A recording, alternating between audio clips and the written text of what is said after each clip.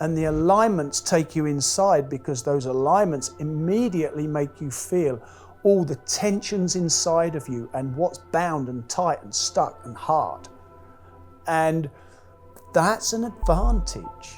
People don't like that, but that's the doorway through to your internal world, because when you start releasing some of that and the body starts to feel better, now your mind has been put inside your body, and now you can apply your mind being in your body to all the other internal processes.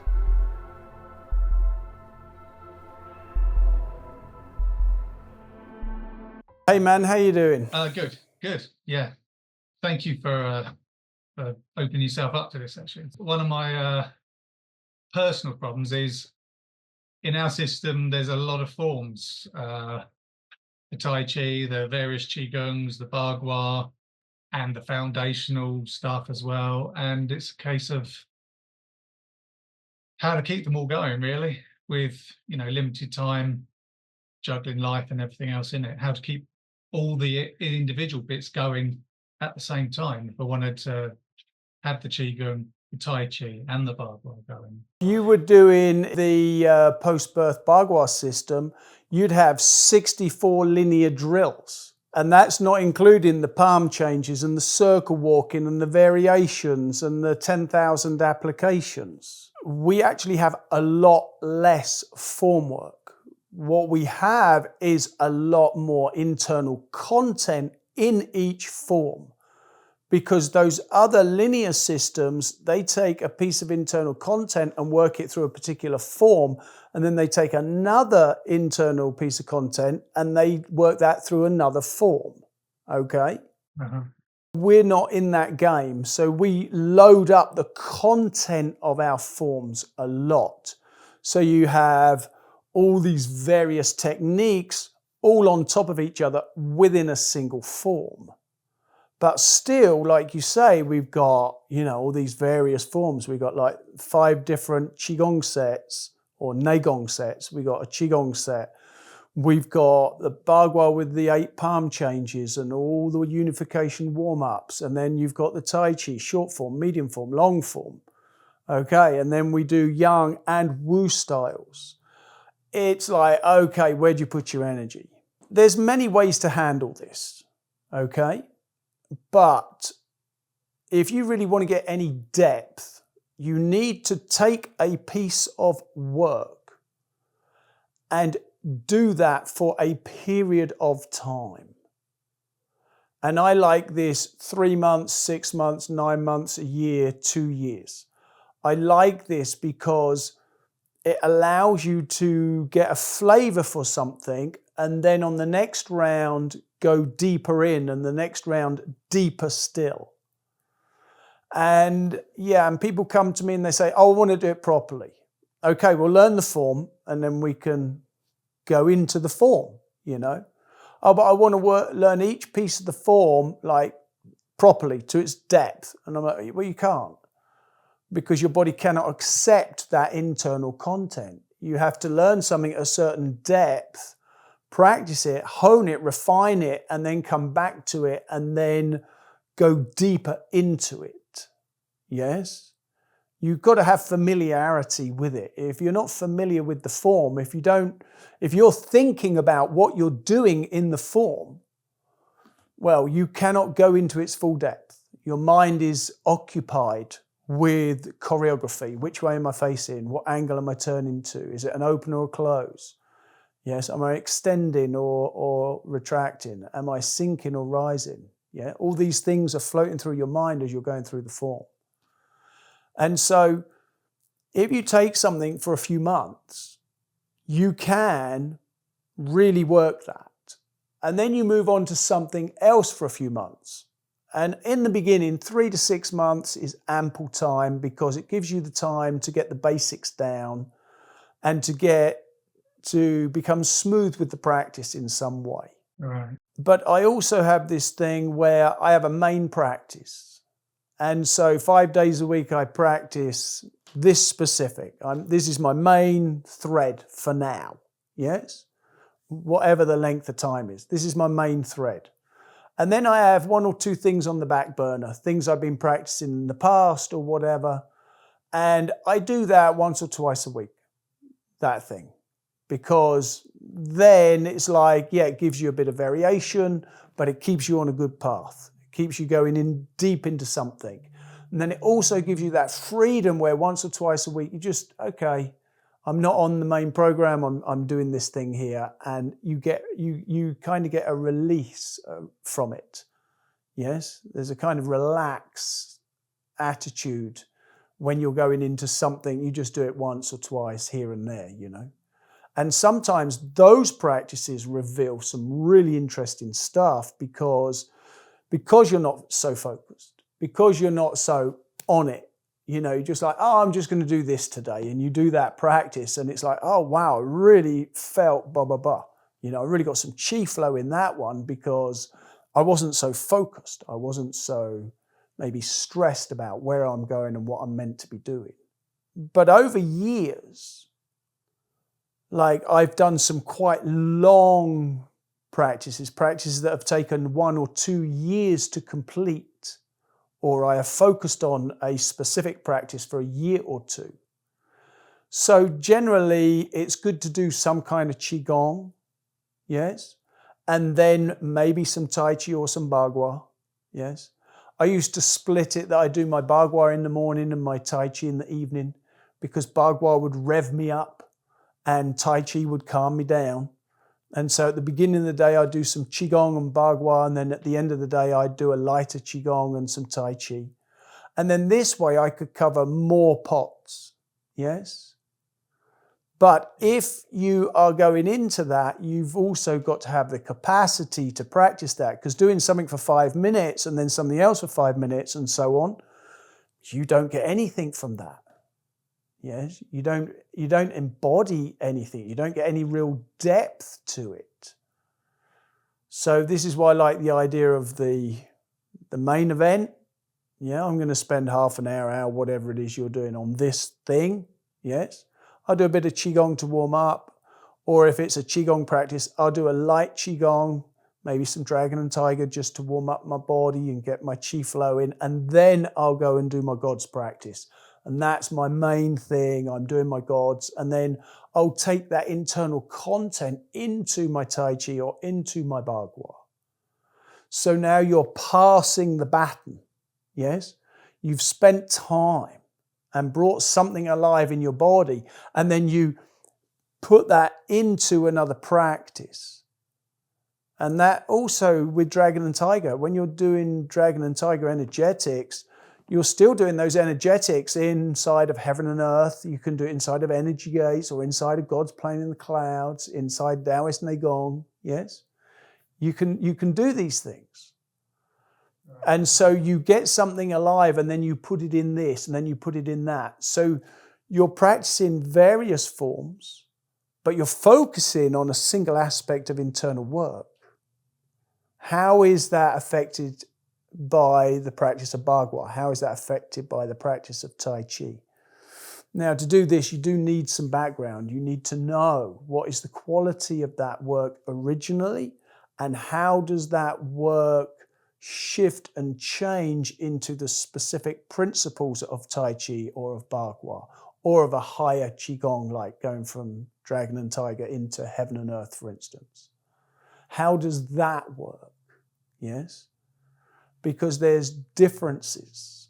The same technique has differences within each of the forms according to the rules, the regulations, if you will, the principles of movement within that specific element or within that specific art.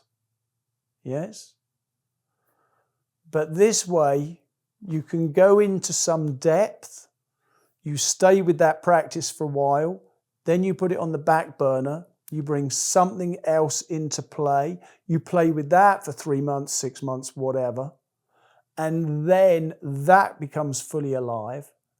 And then after a couple of years and you've been round everything and you come back to the beginning again, when you come back there, you notice that practice has improved. And it hasn't improved because you've been practicing it. That improved because of all the other practices you've done are now feeding into that form, because you've embodied those other aspects of internal work, and now it's showing up in this practice. Are you saying you're developing the elements and then you're using those components within a different container? Yes, that's one way of doing it for sure. Yeah, and we've got to be careful now, elements, components, because we've got 5 elements. Sorry, yeah. All right, and we got 16 components, and they're in different brackets, right? They're in different layers, all right? Yeah. The 5 elements are the 5 Neigong practice sets that help to bring those elements alive, and the 16 Neigong are the internal threads that weave together to generate those elements. In my own practice and teaching my students and seeing them work it, there seems to be a difference between just moving your body and being aware of moving your body and having some consciousness of it, and then properly bringing it alive with your intent and filling the movement up with something deeper that then gets into energy, moving the energy and the intent through the body. Different stages of awareness and consciousness of that sort of thing. What's the best way to hone this sort of thread, this thread that sort of plummets through your movement as you progress? The best way? Or one of the ways, I guess. Yeah, I mean. Yeah, no, it's just some things work well for some people, other things work well for others. But if you really want to become conscious of your body, then you're going into the realms of meditation. Because what's preventing you from living inside your body is all of the uncomfortable, painful material that exists inside of you. All the signatures of illnesses, injuries, traumas, emotional stuff, mental stuff, all sorts. That's what's throwing you out. That's what's preventing you from going deep and into your body and becoming truly conscious of your body. But then there's more mundane things that are at play here, the modern world. Back in the day, when the sun went down, people looked up at the stars. They sat around the fire, yes? Not much of that going on now. The light bulb and the internet and the TV kind of saw the end of that, and therefore now everybody is so drawn out of themselves, and we're always looking out and going outwards through the visual sense to the outside world. And the internal arts is about going inwards. So first of all, you have to put your attention to your body. And you have to put your attention inside of your body. And if you watch yourself when you do a form and you say, oh, I'm going to do the form, and when I do my form, I'm going to remain internal throughout the form, you get to the second move and you're like, your mind's already gone. It's already outside of you. It's somewhere else. It's off. It's thinking about the past. It's projecting into the future. It's going into all of these things that are going to be happening, could be happening, you don't want to be happening in your life. And so the mind is continuously being pulled out of the body. Now, one of the advantages of doing the internal arts is that it directly, if done well, it directly activates your body's systems. And that pulls your mind inside of you.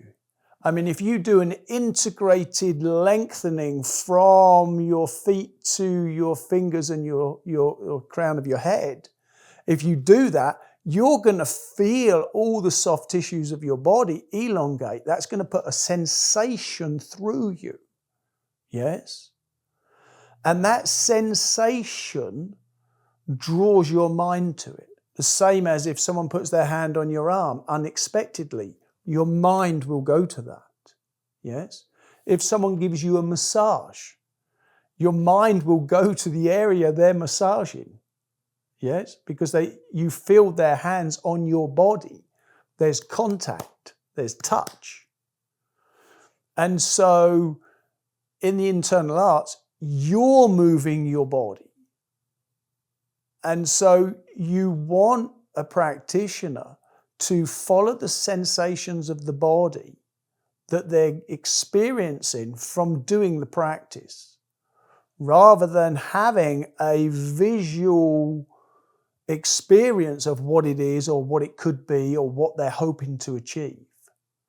And this is quite common in the modern era. People are very visually orientated because of all the screens and all the work with, all the meditation that we do. And so trying to prevent someone going into that initially is very tricky. And also there are many practices where people actively use visualizations. And we're not doing that. We're doing the opposite of that. We're using the kinesthetic feeling sense of the body. That sense that you feel if you blow across your arm, or if someone gently strokes your arm, you will feel that. You didn't visualize the hand touching your arm and doing that. You felt that. One of the old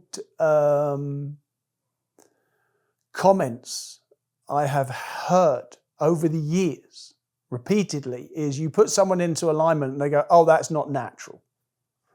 And my response is, well, not now it's not, because you have all these distortions. But if you look at a young child that's just walking, they're in that alignment. Their chest is sunk, their belly is dropped, their shoulders are rounded, their spine is straight, their knees are bent. Yes? And when they want to take a step, they're turning from the pelvis and putting the leg out, because you see they haven't worked it all out yet. They're just getting their balance, and they get their balance through those alignments. There's two big traditions, if you will, in China, the Shaolin material and the Taoist material. And the Shaolin material, they use animal forms and the movements of animals, where the Taoists use more the movements of primates, because we are a primate. We're not a bird, we don't have wings, we don't fly. And but we're more primate, and a primate gets its power from the back, and the Shaolin system gets its power from the front, from the chest, like a bird, because a bird has a big chest and it has a lot of power in its wings from its chest muscles. But a primate, a gorilla, it gets its power from its back. And so the Taoists followed that, yes, how a baby moves when it's first moving, walking, crawling, moving around, and where a primate produces its power. And so those are the movements that we're using, and then we go inside with those movements. And the alignments take you inside, because those alignments immediately make you feel all the tensions inside of you and what's bound and tight and stuck and hard. And that's an advantage. People don't like that, but that's the doorway through to your internal world, because when you start releasing some of that and the body starts to feel better, now your mind has been put inside your body, and now you can apply your mind being in your body to all the other internal processes.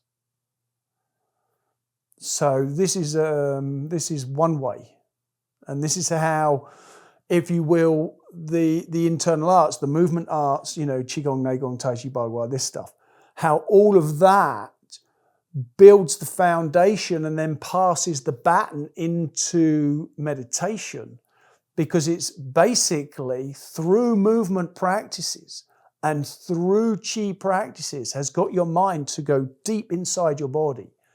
And then meditation says, okay, now let's deal with all the traumas and all the residue that's left after the internal arts has cleared out all the basic tensions and opened up the tissues and elongated and softened the body and released the nerves to a certain degree. Now let's take that further. Yes. So which is why I started that with, if you're really going to do it properly, you end up in the game of meditation. Oh, thank you.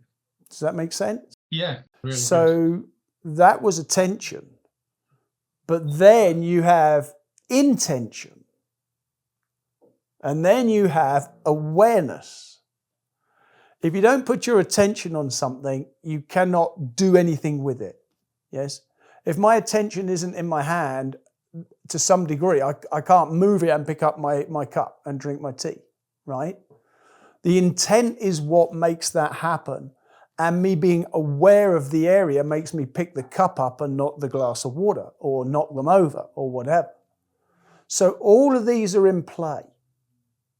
They're always in play. And now it's just a case of which one are you focused on? And in the early days, you really want to get your attention on your body and inside your body. Then your intent is more likely to produce the result you want. And then your awareness will grow and you will have awareness of how well your intention is doing in that motion or in that internal component. Yes? But they're all involved. All of them. This is a very, very deep, integrated, spherical system. So you don't have to start with the physical body in standing alignments and then add this and this and this and this, and then 10 years after you've been into the movement practices, now you're ready to start going deeper into the breath work and the chi work and into meditation. It's not so linear. It's just you need to start somewhere. And starting with standing practices and moving practices is easier than starting with sitting practices. Because when you start with sitting practices, if you haven't opened up the body to some degree, you're not going to get very far very quickly because the body is sluggish and it's shut down and the chi is not flowing. So it's always recommended to start with Neigong first before going into meditation, but you can learn meditation practices in parallel to the Neigong and starting very early on. In fact, if you really want to, you can start right at the beginning with meditation practices. And a lot of people come into our school from meditation traditions and are stuck in some way or whatever. And we take them through movement material and standing material and alignments and sinking chi and breathing and dissolving. And that helps their meditations to move forward because they're clearing the residue of what is holding them back. It's just that the Taoists always start with the body, whether it's standing, moving, sitting, lying down, interactive practices. It always starts with the physicality. Yes? Even meditation. It starts with the physical body. Everything is in the physical body. And we go through all the layers of the physical body. It's just that meditation goes through deeper layers of what's in the physical body than the movement, the standard qigong material will go through. And is that meditation in the sense of a separate practice, or is that meditation whilst doing the movement? Oh, you like opening up the can of worms, don't you? Right, well, both, Jason. Both. But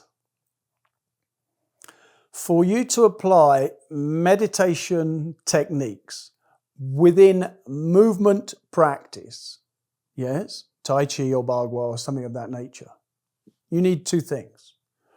One, you need your movement practices to be honed and refined and ready to receive it. And you cannot be thinking about where your arms are going and which direction you turn into and what is the next movement in the form. Yes? Because if your mind's there, you cannot meditate. End of story. Okay? And you also need to be able to meditate because now you're applying meditation to a movement practice, which is kind of like trying to meditate when you're riding a bull. Yes? The body and the mind is trying to throw you off, and you're trying to stay on. So if all your efforts in trying to just stay there in your body when you're moving, again, you're not meditating. So these two things are generally taught separately. Meditation is taught through sitting practice. Okay? And then movement, Neigong, internal Neigong is taught through movement practice, standing movement practice. And then the two are fused together at the right time. When you have a sense of a certain amount of awareness and attentiveness and presence to your meditation, and your forms and your internal work is pretty much on autopilot. You're kind of watching it going on and making sure it happens correctly rather than trying to learn it. And then these two can marry. If you try and do that too early, you may start to do some meditation techniques, but your forms are going to fall apart. So, well, what's the advantage of meditating in movement? If I can just do the meditation over here, what's the point of moving meditation? Moving meditation gives you a lot more power, or moving gives you a lot more power, a lot more energy circulation than sitting still. And so you've got a lot more energy that you can take and apply to your meditation technique, which is, you know, in a similar way for the martial arts. You're taking the Neigong, you're moving the qi around your system, you're producing this power, and then you're using that power and you're applying it to some kind of martial application. Without that internal power, that martial application is empty and it's not very effective. With that internal power, it's extremely effective. And when people do that, it looks like they didn't do anything. You know, I've seen my teacher drop half a dozen people in less than 30 seconds. And it didn't look like he did much until you play the video back really slowly and you catch what he actually did. Yes? So it's not visible because it's coming from inside the body. Well, when you take the meditation into your movement practice, your taichi or your bagua, or your God's playing in the clouds, that's where it sits in Neigong, then the purpose of this is this practice produces a lot of qi, and then you apply it to that meditation technique and you can resolve issues quicker. Things come up, they're more apparent, they're more obvious to you than when you're just sitting still in that position. You know, and there's this Buddhist story, I love it. It's this guy, he goes up onto the mountain and he meditates and he becomes enlightened and he's there, as we say. He goes down the mountain into the city and everything annoys him and ruffles his feathers, and suddenly he finds himself getting angry and stuff, and he's like, oh, I missed that. And then he goes back up the mountain, becomes smooth and clear again, goes back into the city, and again, all this stuff comes up. Until one day, eventually, when he comes down off the mountain, he goes into the city and it doesn't do that any longer because he's actually really got there now. But if you're just sitting quietly by yourself, you don't know where you've got to because there's nothing challenging or prodding you. Yes? And when you're doing the internal martial arts of taichi and bagua, there's a lot of things that are prodding you while you're doing those forms, and therefore those meditation techniques now can be applied to those specifics. Cool, thank you. Yeah, so it's a 1, 2, 3 combine. I find myself sometimes getting into the movements and I've got a lot of stuff, a lot of the Neigong threads going on, but I find also my awareness and connection to my etheric field comes into play. The rotation of my arm and the expanding, the contracting, does that apply to the etheric field in the same way with each movement of the arm or with the body? I feel like it's being wielded to some extent around my body, and I keep wanting to go to the etheric field rather, or not rather, but as well as move my body, and it all, I end up sort of losing it a little bit. Is there a methodology to the etheric field and how it works when you're moving? Say, for example, in cloud hands. If we're looking at the etheric field in movement, and you're becoming aware of that etheric field, and you're becoming aware of movement of energy within that etheric field when you're moving, then, well, for a start, this is a good thing, because there's this thing in Taoism about being inside and outside at the same time. And most people are either one or the other. Yes, they're either totally locked inside of their skin and they're not aware of something going on 2 foot in front of them, or they're aware of what's going on outside of them and they don't really feel, and they are not aware of what is going on inside of them. So the purpose of the Taoist practices are to wake both of those up and then join them together. So this is another of these, you do one, you do the other, and you join them together, and it becomes one seamless stream of consciousness from deep inside of your body, out through your skin and out into your etheric field. And yes, when you get into that, also you're looking to be aware of the etheric field, not just in front of you, not just on your arms, but also your legs and what is behind you, what is to the sides of you, what is above you and what is below you. Again, the 6 directions come in here. Yes? And there are various practices that deal with that. So again, we're back to this qigong, Neigong thing. Like qigong, you're really working with the etheric field, and the etheric field is coming out of the wei qi, which is just below your skin. So this is like your outer casing. And the Neigong works much more internally, even though one of the Neigong threads, I think it's number 8, is working with the energy of the etheric field. Yes, it's a part of the Neigong. But classic Neigong practice is working on deeper layers of your system, from the wei qi into your core channels, right? And for a period of time, and this depends on exactly what practices you're learning and where the student is at the time, you want to remain in one or the other. You're not looking to get one flow from the outside through into the core and from the core outside to the etheric field edge, if you will. Yes? Because you need to stabilize them. And you stabilize them and then you join them together. And quite often, if you stabilize those and you stabilize your mind and you bring it together, the practice, it will naturally join. Yes? It will naturally join. And you do it through Dragon and Tiger, where you're here on the edge of the first layer of your etheric field, yes? And you're working through into your wei qi, yes? Now, in the beginning, people don't get into their wei qi.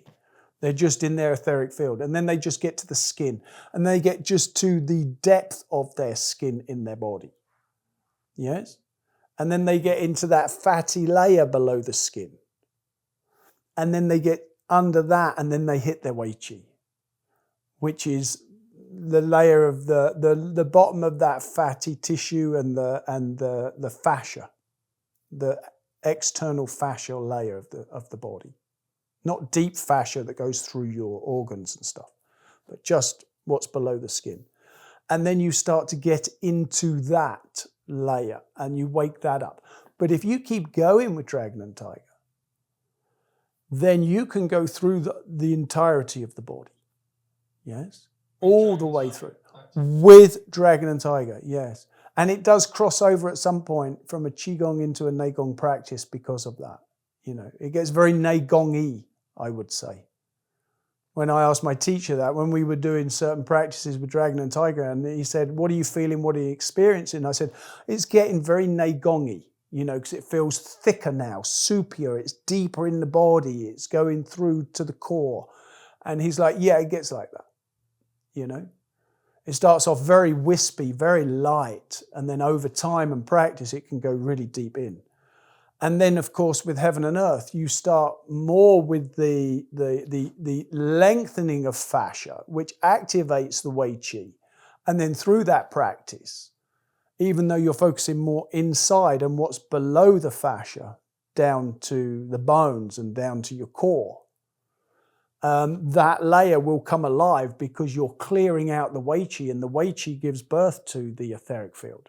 So then you're doing internal Neigong, yes, whatever that is, you're doing internal Neigong, and now you feel, oh, my etheric field's coming alive, you know, and that's because you're affecting the etheric field by the deeper internal work that you're doing in the body. And so eventually these two just kind of click in and become one. And then when you get to gods, of course, the whole thing's happening. You're not just bringing energy down the left and the right channels, but also down the Wei Qi and also down the etheric field, you know. So, yeah, you're working the various layers and they eventually integrate. But what you don't want is your mind to jump from core channels to Wei Qi, to etheric field, back to the Wei Qi, out to the etheric field, back into the core channel, back out to the etheric field, back to the Wei Qi. You want your mind to rest on one. Bring it alive. And then when it's alive, then you can start to work on something else. And if you've really embodied it, that first layer, it will be alive when your mind goes to focus on something else. That's the definition of embodiment, yes? You don't have to think about it. Someone could wake you up at 2 a.m. in the morning, throw a bucket of water over you. Not a very nice thing to do, but, you know, if they were to, yeah, don't do that to me, I'm not into it, but if they were to, you could get up and go, there's my Wei Qi activated. Yes, you wouldn't need 20 minutes to practice in order to start getting it to Qi to move through that. You can do it at any time of day or night that you choose. Yeah, and I used to do this when I was practicing and I was, you know, really going deep into something. If I woke up in the night, I would check, is it still there? Yep, it's there. Oh yeah, there it is. Great, I can now go back to sleep. And then in the morning you wake up, is it there? Yep, great, I'm getting somewhere. Now it's there. Whenever I put my mind on it, it's awake, it's alive, yes? This is embodiment. And when you've embodied a certain number of things, there's a certain amount of integration that will happen. There are processes that you go through, specific ways of integrating the various levels. But a certain amount's just going to come online if it's awake and alive in your system. So if you're getting this movement of the etheric field, my first advice would be, where are you not feeling it? Where are you not aware of it? Are you aware of it behind your kidneys? Are you aware of it behind your ankles? These are areas people leave out. Yes? And in all these practices, you want the whole thing to be awake and alive, not a piece or not a part of. I mean, this is the difference between the water method and Western approach. The Western approach is going into one thing and doing it really well and forget everything else. I'm going for gold at the Olympics.